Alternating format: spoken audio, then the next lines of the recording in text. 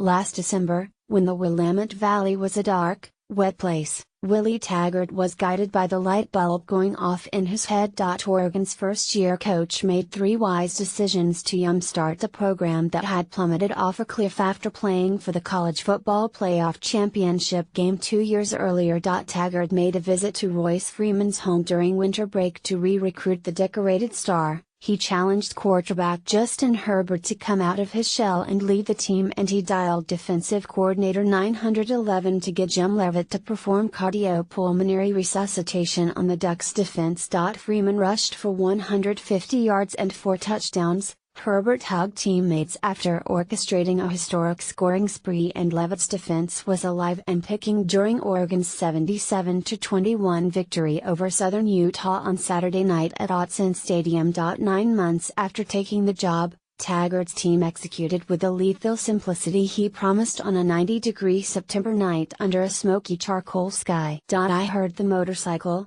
then I got goosebumps, Taggart said of running out of the tunnel and then watching the Ducks run over the FCS Thunderbirds, who played the part of the Washington Generals to Oregon's Harlem Globetrotters. I wanted to put on some pads.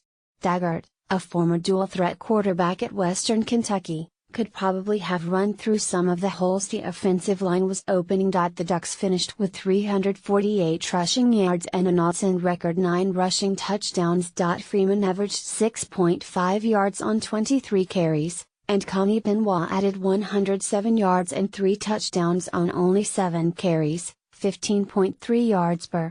Pretty simple, huh? You can't get any simpler than that, Taggart said of calling 52 rushing plays and 27 passing plays.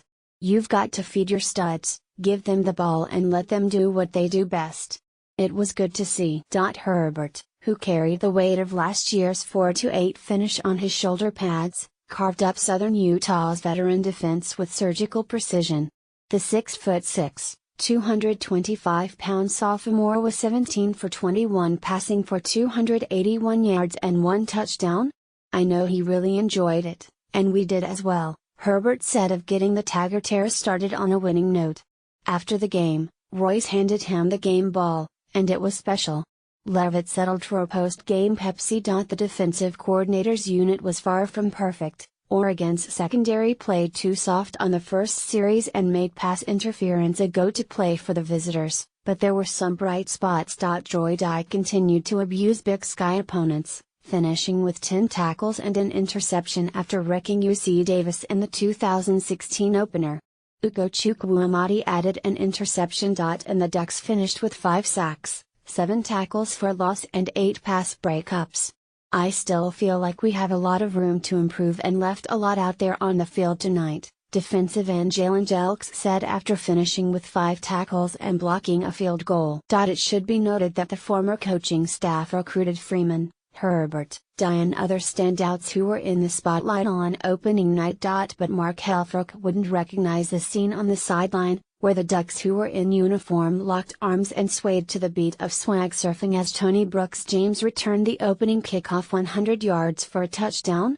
I can't say this was like anything before, said senior Charles Nelson, who led the team with 5 receptions for 99 yards and ran for a 2-yard touchdown.